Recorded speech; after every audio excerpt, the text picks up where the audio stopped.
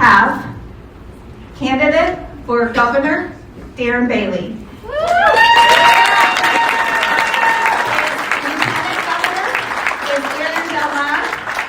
And just so you know, if you haven't been here before, he'll speak for a half hour, 40 minutes, and then we will go to questions and answers, and I will have Mike to take around for everyone to ask the questions. So thank you, Darren, for coming again. He spoke 4 years ago, and we're glad to have him back again.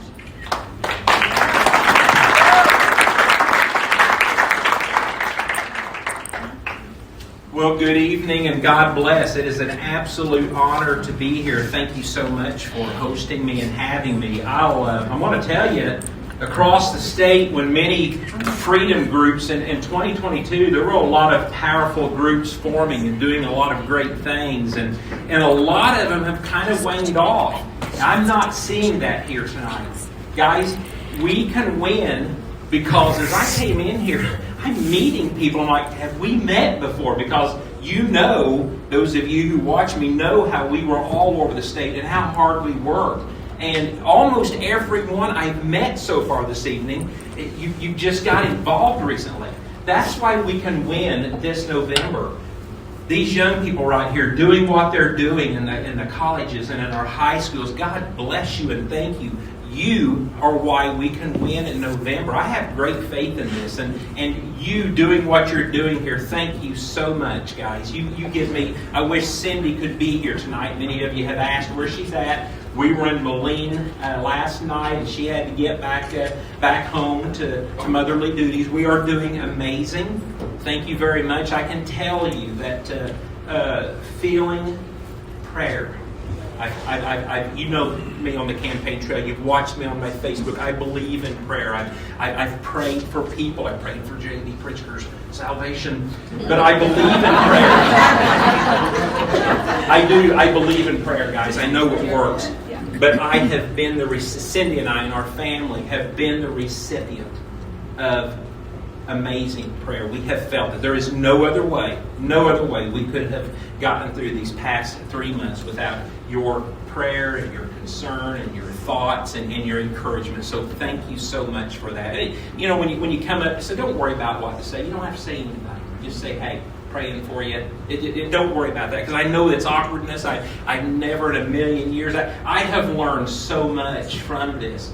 My compassion meter has skyrocketed that I didn't have before, because I've never lost anyone close, and especially what we went through. But we have faith that is unwavering. We know where our children are at, and we know we'll be with them someday. Yes.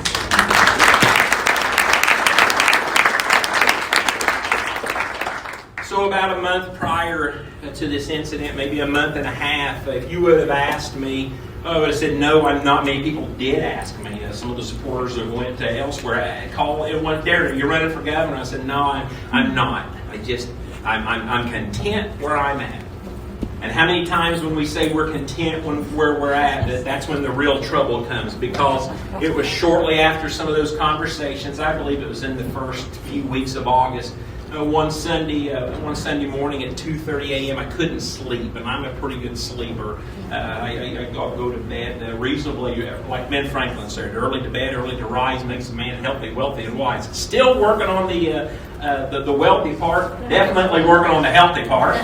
But I got up, and I was just troubled. My soul was troubled, and I felt. Well, Cindy got up at 5 in the morning and joined me in my office. I said, Darren, what's going on? What's bothering you? And I said, Cindy, I feel this calling. This is in and of myself. This is not something I want to do or feel that I need to do. There's no power kick. I love life in Southern Illinois on the farm, but I felt a calling to be obedient, to step back into this. And that's what I told her. We had told no one about this at all. We had not shared, we hadn't talked about it for weeks, and she was shocked that I was considering this. I said, what if we just throw our name in the hat, and I stay down here, we don't go out and run around and do the things that we know we need to do? What if? People in Illinois, they know who I am. They've seen me, they've witnessed, they know my message, they know I won't back down. They know I'm a fighter, they know what our core values are. So we prayed, And I'll tell you what, that next week, it was crazy. God showed up again because people began to call that I hadn't heard from in months with, Bailey, you need to run for governor. And I can only, to me, to us, it was a sign. It's like, I don't want to, but it continued.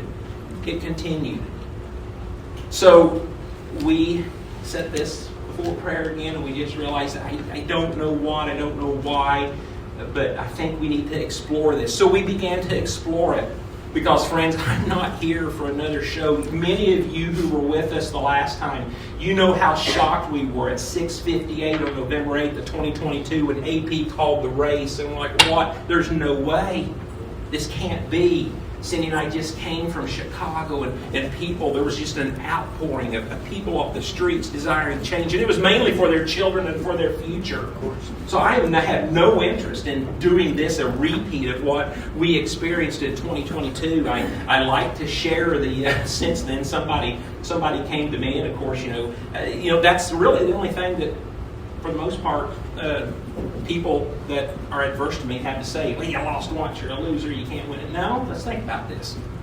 Chicago Bears? Go Bears?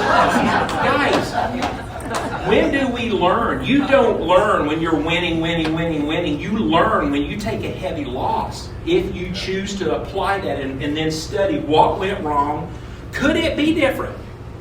Could it be different? Or am I going to go out and are we going to truly repeat what happened and this can't be done? Guys, I'm telling you, this can be done. And this can be done because we've learned so much. We've looked at my messaging. I kind of learned the hard way, and I probably didn't learn it soon enough that the entire state doesn't think like southeastern Illinois does. I get it. I had people come to me and said, Bailey, you can do this and you can win, but we've got to work on the messaging. And that message, it really is so obvious. 80% of what we all agree on, and we do agree on that, friends.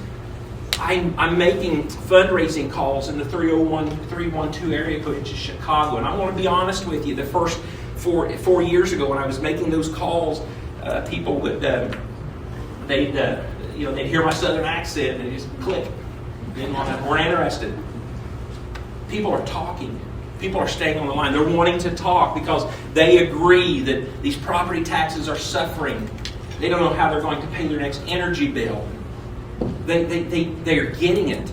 They agree and understand that, gosh, this poor young lady that got set on fire a month or so ago by a man who'd been in and out for over 70 times, that could be me. That could be my child. They see it, they get it, they know something has to be different. They understand and they finally believe that by the state's own admission, our public schools are failing our children. Go to isbe.com, look it up, and you will .gov, and you will see by their own admission, 70% of the children that are graduating school cannot read, write, and do math at grade level. That is our future. Our colleges have bloated into just something terrible that parents can't afford, nor do children want to sometimes go to school here in Illinois. So when they have to, they go outside of Illinois, and guess what? They don't come back. Friends, that can be changed, and it can be directly impacted by the governor's office.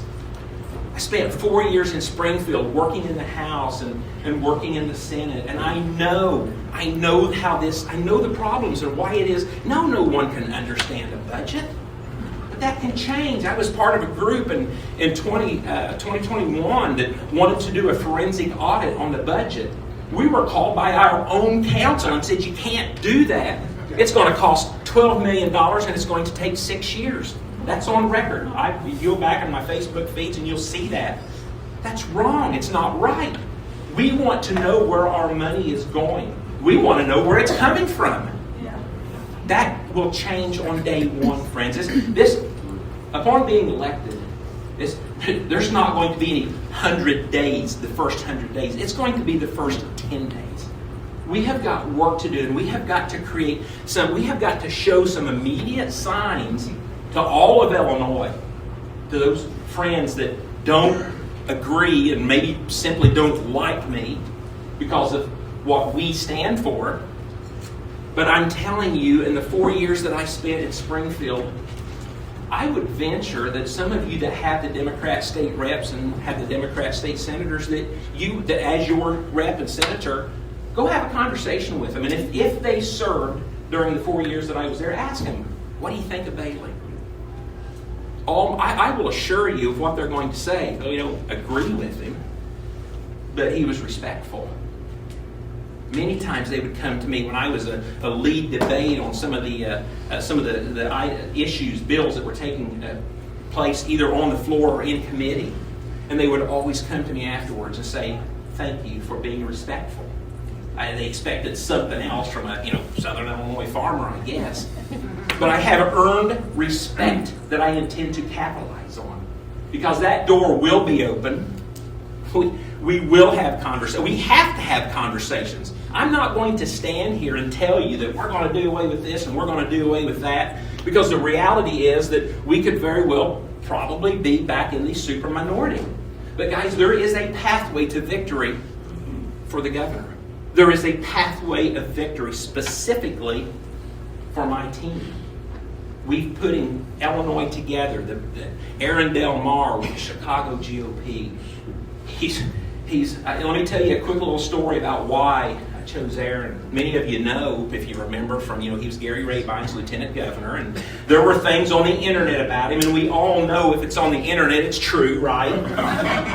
And it's easier when you're fighting against somebody to assume, yeah, it's got to be true, that's right. And I repeated and posted and said a lot of this stuff. I liked Aaron as a person, but I also then began to endorse against him many times over the last few years. Just we don't need someone like that. As Cindy and I were truly realizing that, gosh, maybe we need to run. We had done the research and talked to people. Okay, the messaging, something's got to change. We got to stay on point. We know where we need to go. We know where we went the last time and who we dealt with that we really wasted our energy with. We know all this. We've got it. We've got that information.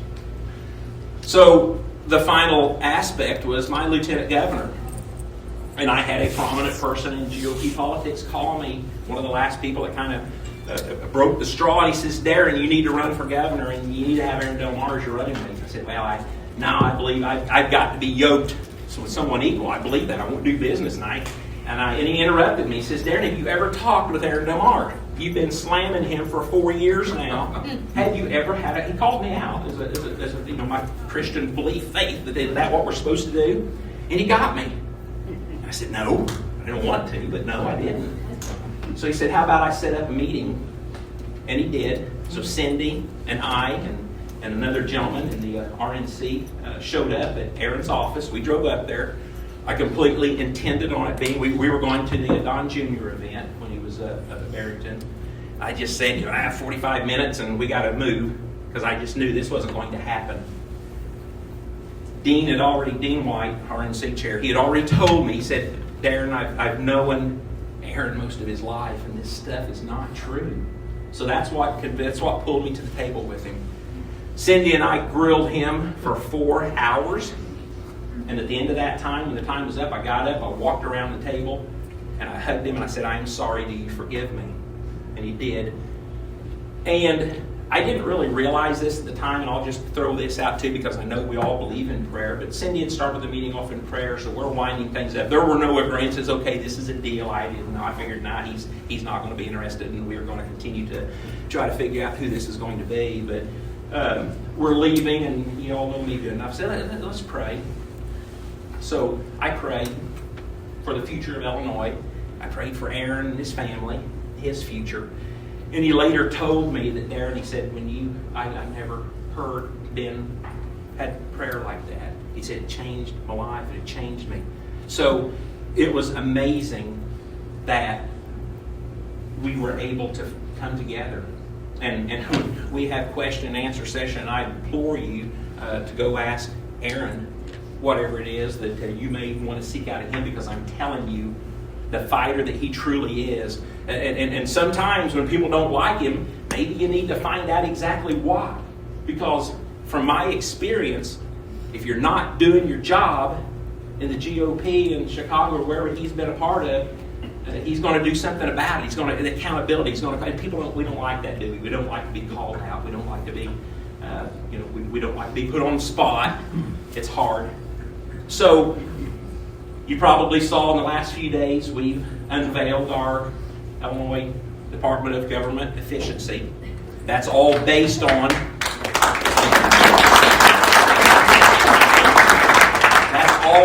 on those days when I was a senator and my friends were in the House, and the state told us we couldn't have a forensic audit.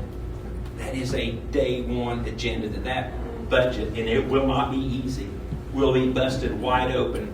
You will know where the spending's coming from. You will know where the spending's going. And I know for a fact that it's been reported that at least $22 billion, and this, to me, I believe this is a drop in the bucket. $22 billion alone has been wasted over the last 4 years. Now, when I got ticked off to run for state rep, it was because my state rep supported a 32% tax increase. That was in 2017. You'll remember the state was without a budget for a while. In 2017, our budget, state budget, was $32 billion. 32% tax increase was implemented for the 2018 budget, and then the budget grew to $34 billion. Does anybody have any idea what it is today? 154? 57. Now, imagine the compounded waste. So I know the $22 billion is a drop in the bucket, but that's just been documented, knowing for sure. So when we talk about breaking government down and making some changes, day one, guys, nothing in Springfield is working for us. Department of Education, DC, all of it. We'll strip it down, and we will put men and women that will work, that we can trust, that have a different vision for Illinois than what we currently have going on. And we will begin a whole new era for Illinois. That can be done. That is within the governor's range of doing, of placing people, placing the proper men and women of integrity as trustees in our colleges. Can you imagine? Just think about yourself, the values that you have of setting on the Illinois Department of Education and implementing and stripping away some of this nonsense. Everywhere I go, today we went into several businesses at Moline and said we can't find help. Wonderful jobs. And they can't find qualified help. Why? Well, because people have truly left, because our future is going to other states for guaranteed opportunity, because our schools are not teaching. And it's not, if you're a school teacher in here, an administrator, God bless you. You have probably one of the biggest mission fields on the face of this earth today. But it's the state regulations and mandates. You know that. We can stop that. We must stop it. Tomorrow at 10 o'clock, I'm doing a press conference in Springfield, and I'm rolling out the blueprint for Illinois. We're going to get kind of specific and start touching on why the governor's office. I'm not going to stand here and tell you that we're going to do away with property taxes, because we know we can't, but we can significantly impact property taxes and begin that process where local communities begin to lower their property taxes. I'm not going to stand here and tell you, that we're going to be like Florida and Tennessee and have no sales tax at all, because we know that's just not possible right now. But guys, we know that Illinois is the greatest state of the nation. Where we are positioned is amazing. Your Great Lakes, the rivers, the rails, the roads. We've got everything we need to be the powerhouse that we were once. Our energy costs, have the energy spikes hit you up here yet, the ComEd market? It's coming, and there's more coming. Down in the MISO region on Ameren, about August, Jeannie was with us, and I took her to some restaurants, and they showed us their bills. They were $2,000 and $3,000 the middle, second quarter of 25. They were 4, 5, and 6 now. So because that agreement had run out. So up here in what I call it the ComEd market, you've got a spike coming, because that agreement's going to be coming due. For those of us, if you're like me and you live in the rural areas and you have a rural electric, those are going to spike up about to March. because all these agreements are coming due, and government didn't do its job to sit down. And when I first got elected to state rep, we were a net exporter of energy. Today we're a net importer because of this Green New Deal. They're shutting down coal mines. They're putting moratoriums on nuclear. So, guys, we're sitting on thousands of years of coal in southern Illinois and natural gas across our state. And you know what we're doing? We're mining that coal with excess carbon tax because Illinois doesn't want to burn it because supposedly it has a lot of carbon. They're putting on rail, shipping it out to Wyoming where they're burning it. They are sending us their coal. And if you want to talk about green energy and you're worried about sulfur, well, which way does the wind blow and where's Wyoming? Think about it. It's nonsense. There's a lot of technology. I'm being invited. I can't wait to unveil it. I'm being invited to a company down south that is building some new technology. There are these 3-foot boxes. It's pretty amazing. And they put out the same amount of energy one box does as 1,000 acres of solar panels. Very reliable. They use them in Australia. They use them in England. And you can stack them. They're pretty amazing. And they're going to we got orders for them, and we'll begin production for them here in Illinois. It's kind of a mix between nuclear and hydrogen, all in this 3-foot box. It's pretty amazing. There's a lot of neat technology out there that we need to be considering. And I'm sorry, but we sure as heck don't need to be stopping, our consistent energy that we have now, because that hinders that's it for our growth. All these data centers that are coming, more power to them, but we don't have the energy grid to support that. So why on earth would any factory or manufacturing plant or any business want to come over here and pay the exorbitant fees that we're paying? So I wanted to just share a little bit of, I said I wasn't going to speak for 45 minutes. I sure as heck hope I didn't go that long, but I just wanted to share with you some reality. What's got to be different? Yeah, we're our message, affordability, safety, and education. Everybody in Illinois agrees with that. That's what we're going to focus on, because when we show up in Springfield and we begin to go to work, we're going to have a lot of time figuring that out. Now, my core values, they haven't changed any. But if we show up on day one and we're still in the minority or the super minority, we've got to be real about what we can do. I've got the connections. I know how this stuff is played out. I have never, ever wavered. You can trust me because I've never budged, and I never will. We can't afford to go back to the rounder years, electing someone that we hope would do a good job, only to see someone completely put us in a much worse shape. We can't afford that. So I've got 2 months to show you to so many new faces. I've been so used over the years of showing up, and people knew me from 2022, and I am so excited that there are so many new faces here. Because at the end of the day, we should have won in 2022. We should have won. The numbers were there. But you know what? When we called AP News and said, guys, it's 6:58, we're going to hang around here for another hour and a half, but this is going to turn. They said, nah, 40% is all the turnout you got. They already knew that just by monitoring the 4 polling places across Illinois. It ended up being about a 43% turnout. And unfortunately, we know how that turned out. So turning points, you guys, Three-Headed Eagles, our Republican groups that we're a part of, we have work to do. And it is to churn out the vote. And if we do that, if we can push a 60% turnout, guys, we can win. There really are more of us than there are them in Illinois. But we're the ones, because we're realists, we're working, we're rebelling against the system. My vote doesn't count. It's Chicago. It's rigged. Please, vote early. Get your vote in. I promise you that's how we win. We replicated turnout that we saw in 24. We replicate that turnout. Then data historically shows that J.B. Pritzker's 56% unfavorable ratings right now. And that is going to grow. So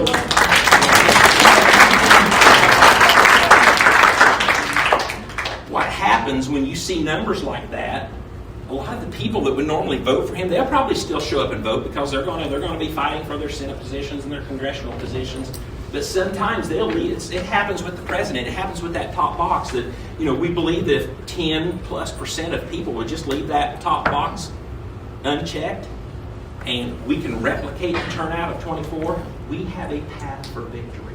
It's going to entail a lot of work, but those of you that were with me in 22, you know that I'm going to put the work in. Most of the time when Cindy can, she's going to be right there. We have an amazing team. God has brought us the right people. We have the information from 22, and we're using it wisely. And I know we can do this. I would not be here. This isn't a glory trip. This isn't something this isn't a hobby. This is for the future of my grandchildren, your grandchildren, and all of Illinois. And guys, we can do this. We can do this, but we've got to turn the vote out. So I know that, I'll turn it back over to Dave. Thank you. I'm an open book. I'll answer anything. I'll be honest with you. I'll never lie. Thank you so much.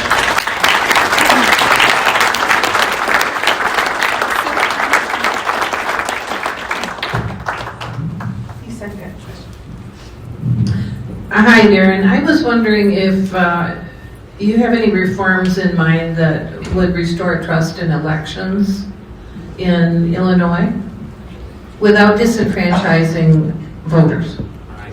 So as a state rep and as a state senator, I had that bill going back to paper ballots. I mean, we have to do something. So I think on an issue like this, there's been a lot of money invested in machines that we know have the capability of doing some great. We know that. I think the biggest reason, one of the things I like to remind people about is that, basically, why am I here? Why is a Southern Illinois farmer from 4 hours south able to, have the impact that God has allowed us to have? That's because communication. You guys remember when I sued J.B. Pritzker in June of 2020, and right before that, you remember April of 2020, that whole month when 2 weeks to flatten the curve, and I bought into it. I got the videos of my granddaughters playing dolls, and we're washing our hands, and I get it. But then I began to realize, because I was the only state rep office open in the state, when men and women all over the state started calling me and saying, just think about the people with the grocery stores, the restaurants that had perishable products, and I said, what do we do? I got to pay my bills and my mortgage and my rent and all this food, and everything's going to go to waste. And I began to realize that this doesn't feel like freedom.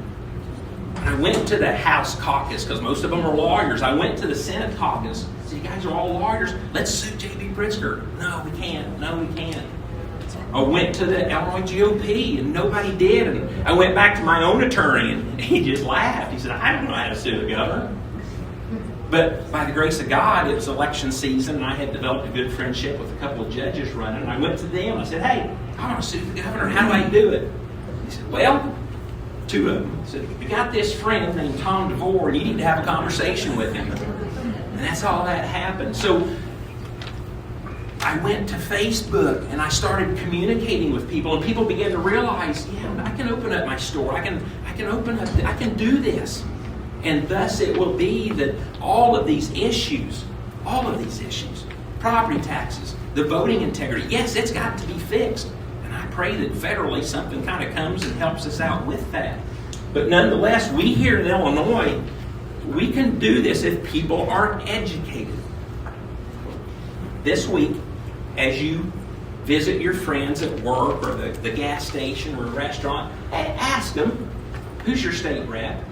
Ask them who their state senator is.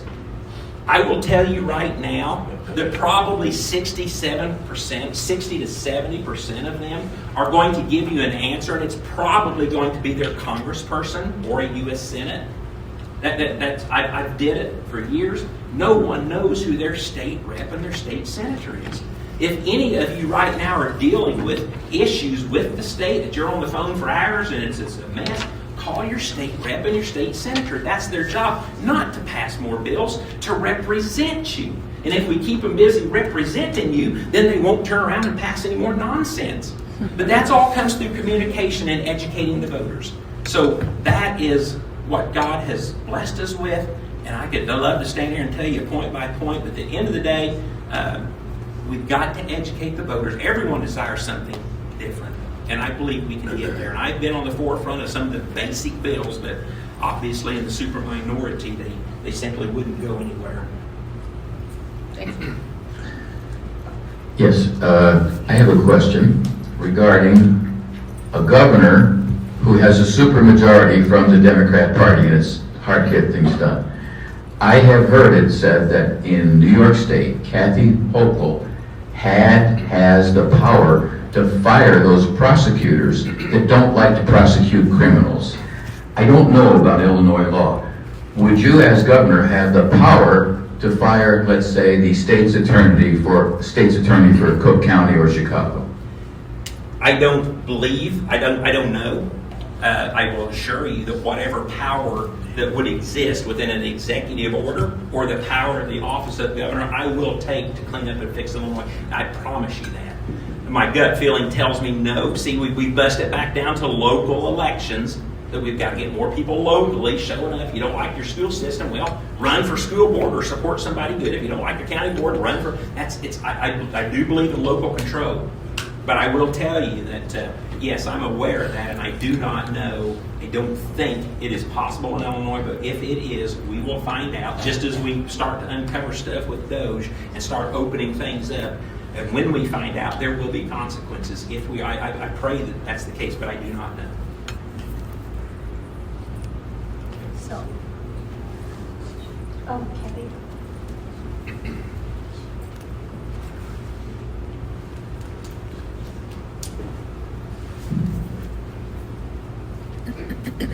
I have a question, because I've heard you a couple times. How is your school doing? Thank you very much for asking. So I back up a little bit. I served for 17 years on the North Clay Unit 25 Board of Education at Louisville, Clay County. 12 of those years I was board president. And actually, that's probably one of the things that got me initially intrigued with government, because I voted, but I just didn't want to be involved, was the fact that we were being shortchanged every year, $200,000, $300,000.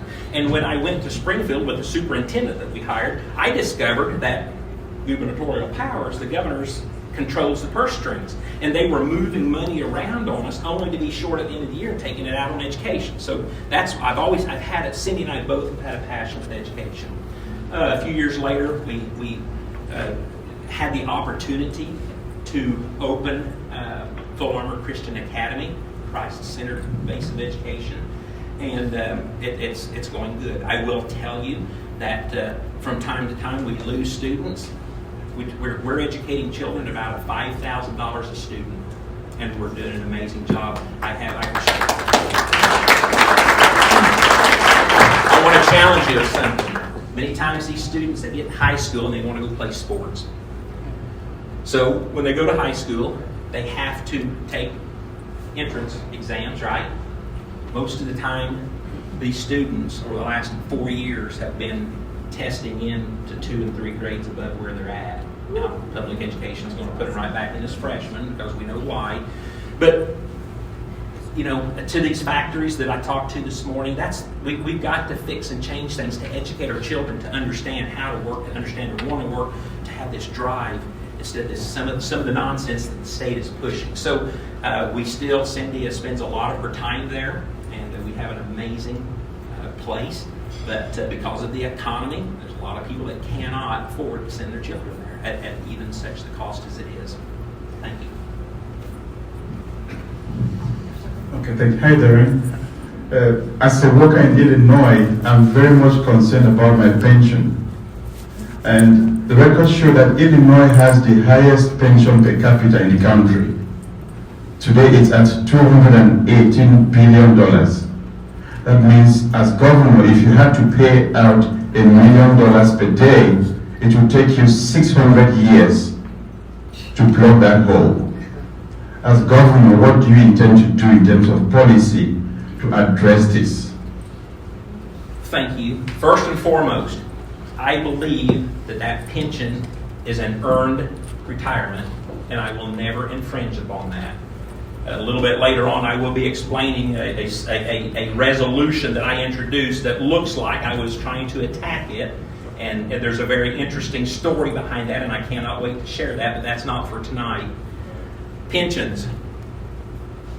As we look at the pensions right now, I was hard. That was one of the big problems and concerns in 2022. However, there was some deals made to move more people into the Tier 2 program, and we have, and especially as this state budget continues to grow, and with more people on some of the deals that they made, and like I said, it's maybe you understand it, it's complicated, but the pension problem is slowly going, it is going in the right direction. To your point, there is a lot of work to be done, and it must be addressed because we have kicked the can ever since Jim Edgar. That's when it started. And that is our biggest problem, but what do? You know, I think some candidates are saying, well, we just end pensions and push it aside and put everybody on a 401k plan. That's not going to work. I'll go into that later. That will not work because that actually costs more.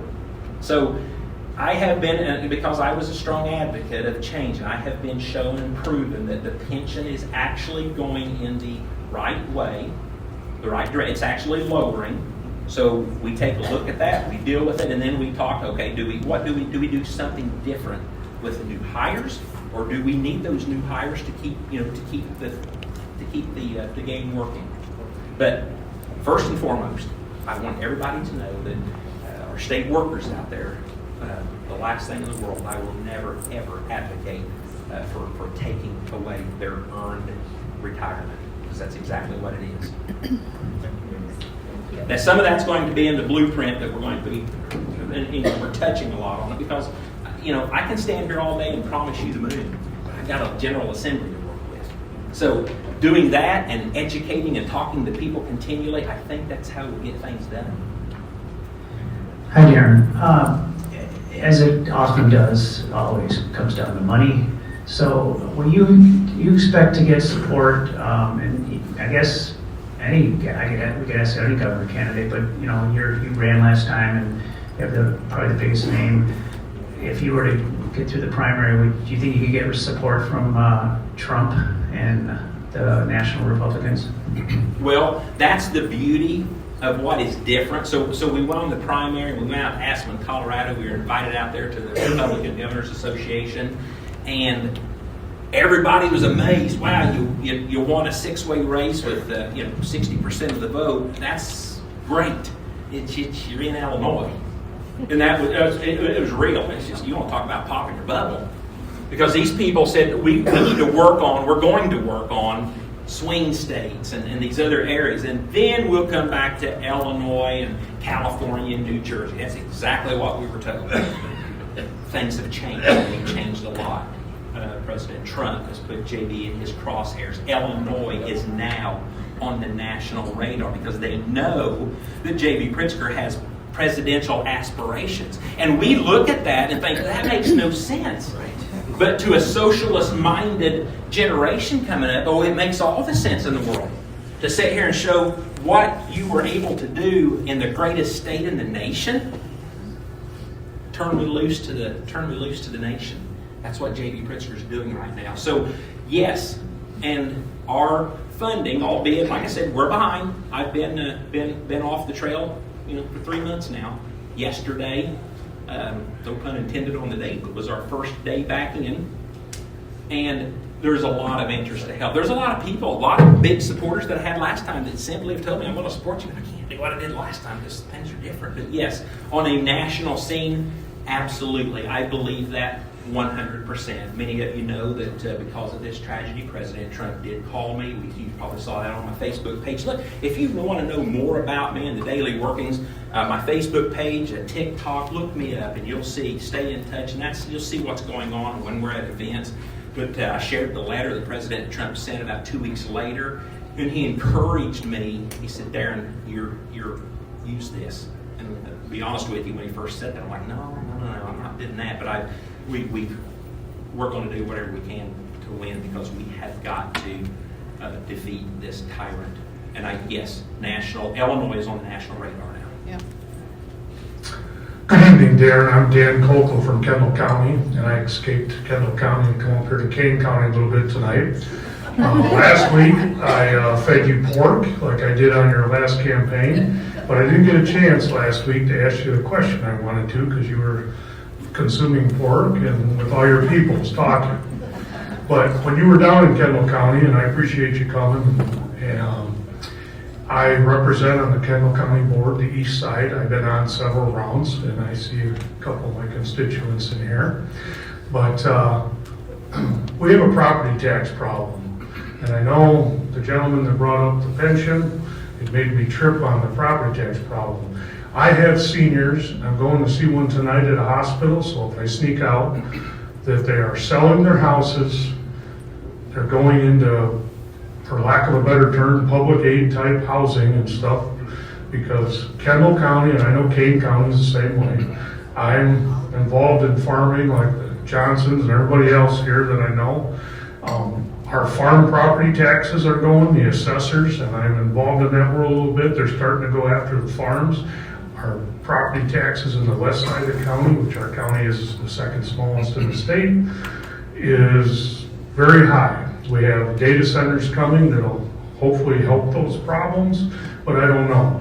But we have seniors that I know for a fact they won't take any, they got too much pride, they grew up in the Depression, they're 88 years old, they won't take any soup from the food kitchen, the food pantry in Kendall County, and they won't get any help from our VAC at the county. I've tried setting them up with both in the last 24 hours, but I've run into this more and more.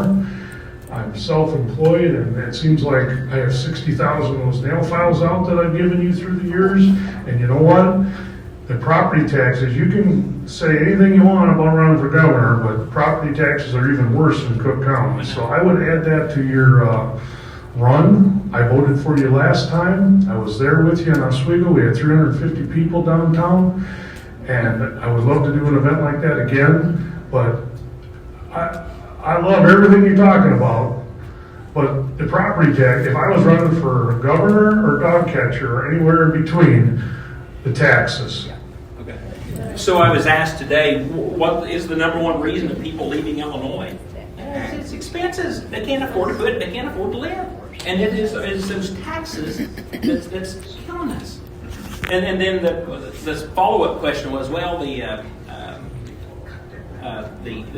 survey people, names off. Well, I'm sorry, Rasmus. people who have left the state. Says 400,000 people. I said, no, I believe there's many more people who have left. And the reason I believe that is because that's been offset by people who are here illegally. They come in and get their driver's license. Do you realize when they get their driver's license, they're registered to vote? So I believe that voting legitimate citizens, there's been a lot more of them leave, thus creating the problem. Now, property taxes. I completely agree with you. And our blueprint for Illinois will begin to address that tomorrow. But at the governor's office, we can only address it so much because property taxes ultimately boil to the local community, whether it's schools, so it's you, and that's exactly, we're doing that in our community. There was a backdoor referendum to fund a $3 million gym that we were told was already funded. Found out that the school was broke. We're going for a $60 million police station. You know, we have got to convince government that you have to live within your means just like what we do. And when you show up and you have that conversation and you're not being heard, then guess what? Maybe that's kind of like me 8 years ago griping on Facebook when somebody finally came to me and said, we need you to represent us. Maybe some of us need to be getting involved. Yes, it's dirty and it's a rough business, but guys, you can do it. And at the end of the day, that's what it's going to take. But we will be addressing that because we have to. It's destroying Illinois.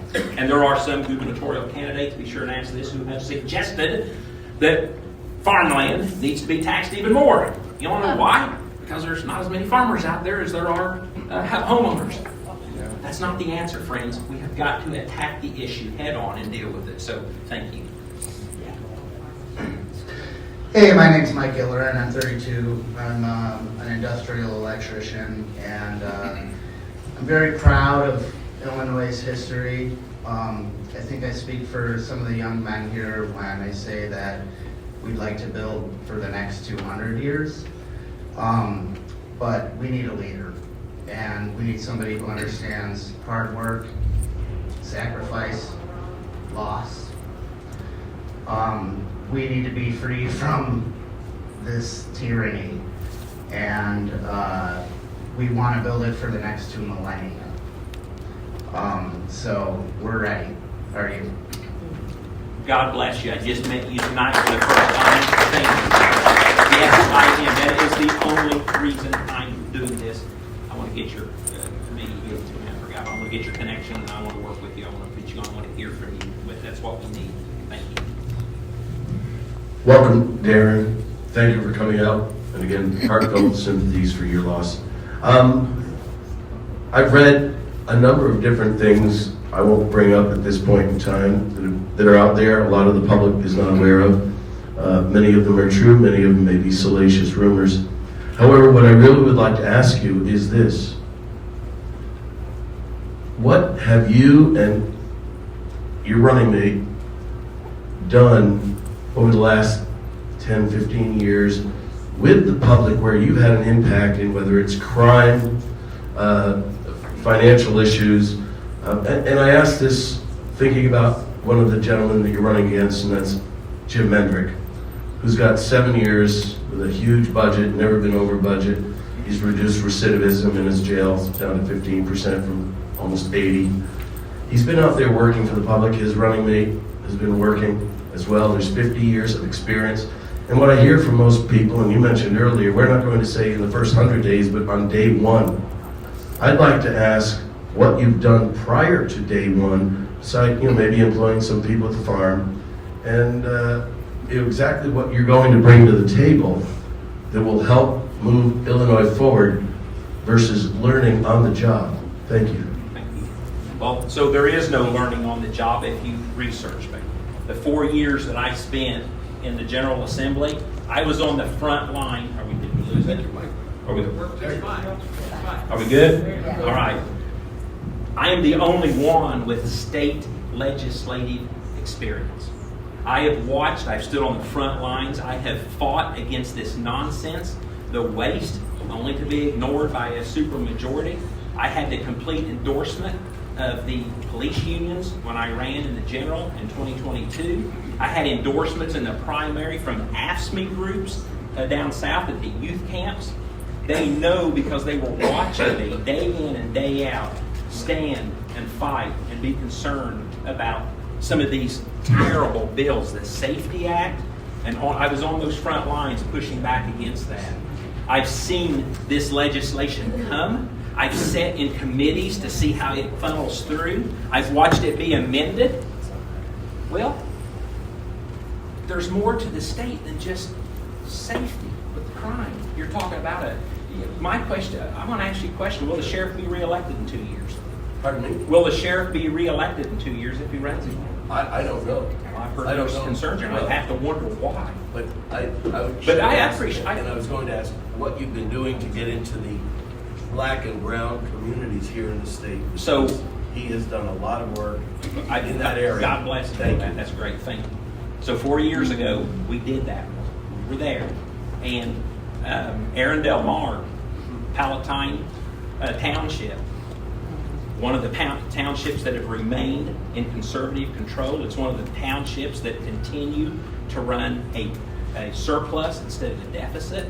So no, I feel 100% confident that we offer to you the energy, the hard work. There's no learning curve. We're going to show up because I know how Springfield works. I know who the players are, and we're going to be able to go to work from day one. And I intend on using Mr. Mendricks if he is so willing. I would love to have him on my team. No doubt about it. Thank you. We have a question over here. We're going to change the topic a bit. With all that's happening up in Minnesota, I think everyone is extremely sensitive to not just the fact that we're in the hole, it's the fact of where's the money going, right? And we know with the leadership we've had in Illinois and in Chicago that more than likely very similar waste is happening here and fraud. And I know you're starting this DOJ program or plan, and I really respect that, because I think right now is we can all agree that it's not just what the budget says, it's not just the fact that we're in the hole, it's where's it going? And I think this is a moment we need to capitalize on, because people are very sensitive now and are very awake right now. And I'd like to know a little bit more about your plan, or at least tell us where we can find out more after you announce more of it tomorrow, or how this goes about, because I do think this is an opportunity and we can all agree. Waste and fraud is not allowed with our tax dollars, period. So we'd love to know more. That's exactly right. So the budget of Illinois is a 5,000-page document.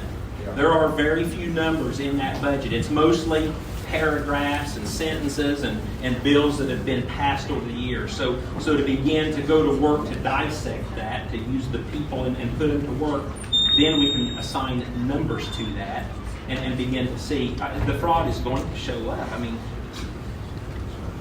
budget ballooning from a $32 billion budget to a $57 billion budget in 8 years, and to consider and to look at Illinois and the problems that we have. There's money to be found out there, and I intend on finding it and reporting that to the people. But it's not going to be easy. Day one, we will begin the work. Day 2 or 10, we're not going to be able to show, but I believe just as we witnessed federally, we will begin to roll out on a daily or weekly basis where some of this is coming from and begin to hold people accountable. Debbie. Guys, I got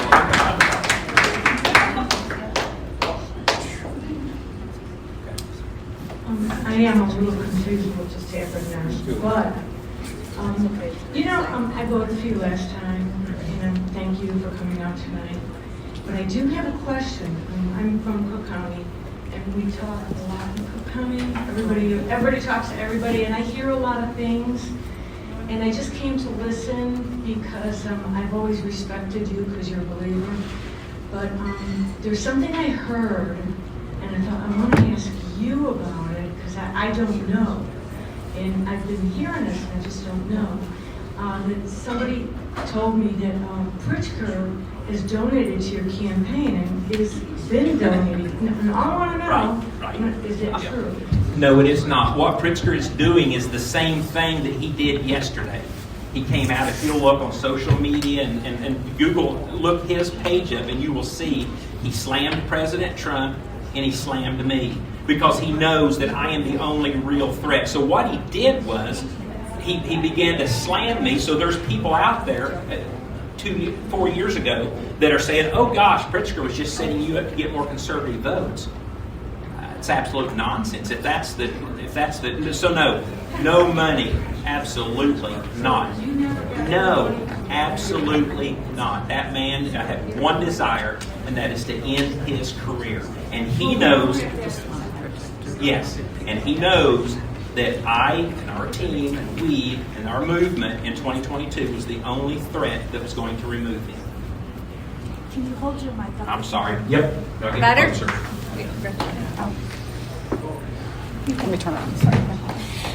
What changes would you make to the Safety Act, if any? Abolish it.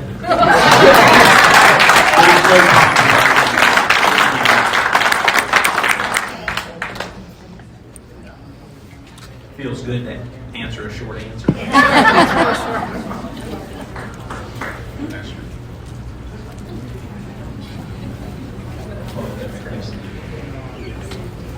As we all know here, we need to grow the industrial base in this country, right, or in this state, right? So about this time last year, the Illinois Day and Temporary Labor Act was passed. I'm not sure how much you know about that, but from my standpoint, it's been devastating to the companies in Illinois. So what are your thoughts on that, and what would you do to abolish that act and put something much better in place if needed? Well, that's the Illinois problem, is the fact that qualified labor has moved out. It's not necessarily here, and the only way we begin the process is making it affordable for people to live here so they can come back. And there are issues like that that must be put on the table so we can have a conversation, because there's big business supporting some of the people who are lining up with some of those bills and some of those laws. and everyone is beginning to realize it's not working. So we open the doors, set the table, and we figure it out, and we begin to change. And by doing that, we can begin to show that maybe we can get Caterpillar back to Illinois. Maybe we can get more John Deere factories from Mexico back to Illinois. Because at the end of the day, they do desire that. They just can't afford it. So if we can do that, then we have chips to come to the table and talk about. I think that's how we do it. So it's that will be a process. But that is a problem. That is the Illinois problem. John Deere took everything to Mexico? No, they're shut down. They moved some of their stuff. We get everything back.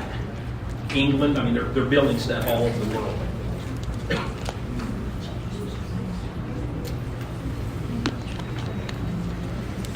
Thank you. I have two questions for you. First one is, have you heard of Doge Illinois with Breakthrough Ideas? I saw it initially introduced, yes. Okay, and when you follow have you followed and believe that that's on the right track to expose what already exists with Doge Illinois? I know it exists. I do not know the details of it. Okay. Second question is, how do you see yourself winning when you lost by 15 percentage points last time? And also, how do you see yourself, especially up in Cook County, in northern Cook County, and suburban Cook County, losing by 35 percentage points? I just don't see, can you explain your pathway to victory? So that's what we're talking about. We're talking about turnout. I don't believe that it matters who the candidate is. They're going to face the same issues. I hope that some of President Trump's actions that he's been taking and will be taking with the tariffs and et cetera will begin to show some fruit and will begin to build some confidence in suburban and Cook County taxpayers. As I said before, we've got kind of the blueprint of where we need to be, where we should have been, the people groups. Now, I don't buy in one iota that me, the candidate, was a turnoff to a lot of people. I think that we go in, and I go in, I spend more time having conversations like this in many of those communities you're talking about, and we begin to, it all starts with a conversation. I believe if you look back, I had a percent or two more in Cook County than Governor Rauner had, his second election. So I think it wasn't 15 points. It was, it's still, 12 or 13. But no, I see that being overcome because as much devastation has taken place. For that to be an argument against me, I don't buy into it. We will overcome that, and that will qualify also for any candidate, Republican running in general. Hi, Darren. I'm a probation officer here in King County, and I'm happy to hear you say you will abolish the Non-Safety Act, because it's horrible. It's horrible. It is, and thank you so much for your service. And I'm also an owner-operator. Could you talk about the trucking industry and what's going on, and specifically what you will do to clean it up, help Patrick Duffy clean it up, or not Patrick, Sean Duffy, clean it up in Illinois, because there are so many logistic companies here that are foreign-owned, and they bring people in, and the whole, everybody here knows what's going on. But what will you do to address it in Illinois? So interestingly enough, one of my meetings this morning was Ecogistics over in Moline. They're a logistical group that like the load boards. They schedule loads. I have a trucking company of myself, Bailey Family Freight. We're mainly agriculture. Several years ago, I had 5 van trailers running, so I know, I understand the trucking business. It was interesting because. Kevin, the owner of the group, was sharing with me this morning that just a few months ago, $10 million worth of a full semi-load of Maui Jim sunglasses, which are made in Peoria, was stolen. Because a company was able to, through AI, it was a complete fake company, but they were able to back up to the dock. They got loaded, they took off, and it was gone. So, we have a shortage of truck drivers. We have a lot of problems. There's been a lot of, and some of that's federal. Some of the undue regulations that have been put on trucking. you know, we have Americans that want to drive, but with all the illegals, Yes. they drive, the Yeah, I price agree. is so low that we can't, it's really hard to No, take I care of agree, them. and I do believe that's going to be cleaned up. I have hope that that will be cleaned up. But if we get involved and we can, you know, again, the governor's office controls the purse strings, so therein lies the ability to have a serious impact on sanctuary city and sanctuary state status. Yeah. We do that, and I believe we can begin to create some change and get it back where it should be for Illinois.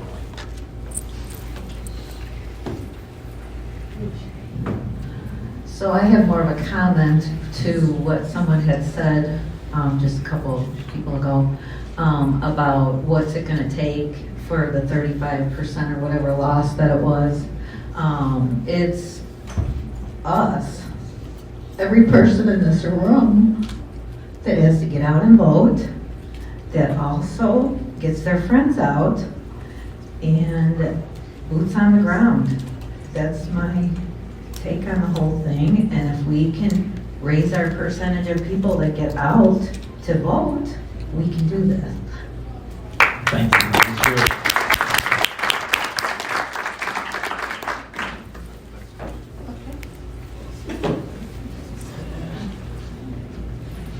One question for me. I read so much about the 2022 elections, and one of the great positives on your record was that you flipped 4 counties, something which hadn't been done before. So I want to ask you, what is the messaging that you have learned that worked for you to flip 4 counties that you will capitalize on now to get the push across the finish line? No, thank you very much. I think time spent.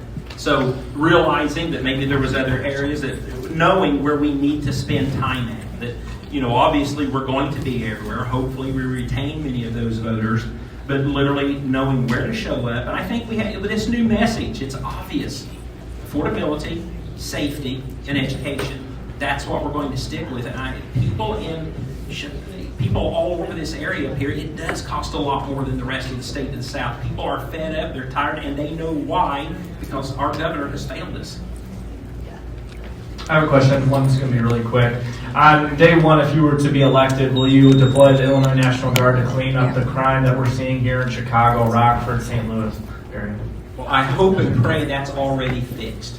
But I will do, as governor, whatever it takes to protect the people first, to protect business. I was walking down Michigan Avenue a couple months ago, and it just broke my heart how business is gone that was there. Some of the flourishing buildings, they're empty. Stores are being broke into as they are, and crime is still rampant. There is no denying that. So I will do whatever it takes to protect the people, always.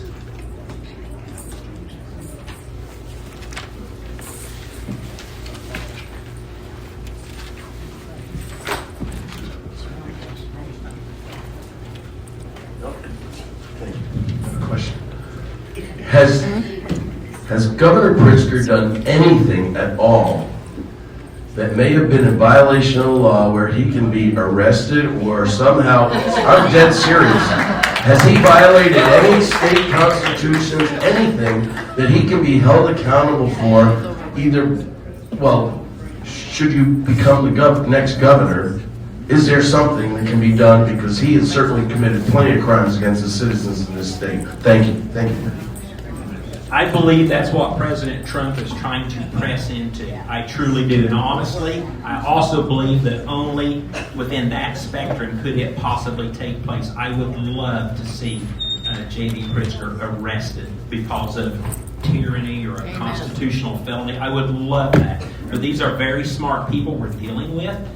These are people that are used to breaking rules and breaking laws. And not only that, don't forget, we live in a state where the supermajority of elected people support and have J.B. Pritzker's back. So I would love to see that day. I believe that it still could come. Thank you. Tied to that other person's question about the attorneys, the attorney generals, that someone over there asked, is the governor in a position to be able to fire those people? And if that ends up being the case, and they don't want to play ball and prosecute, you got something. Just a thought. No, that's exactly right. The system needs cleaned up. You guys know that. So listen, thank you so much. I'm sorry about the distraction. It's part of it. It's all right. At least we're not like Alexander Hamilton and we're not like Aaron Burr. We're shooting at each other. It has become civilized. I get you. And I appreciate that. I truly do. But I look forward to earning your trust. For those of you I have just met, I look forward to earning your vote. And I look forward to working with you. This is not a one-man show. Working with you to restore truly Illinois and make us this great state that I believe we were intended to be. So God bless, and thank you so much. Thank you.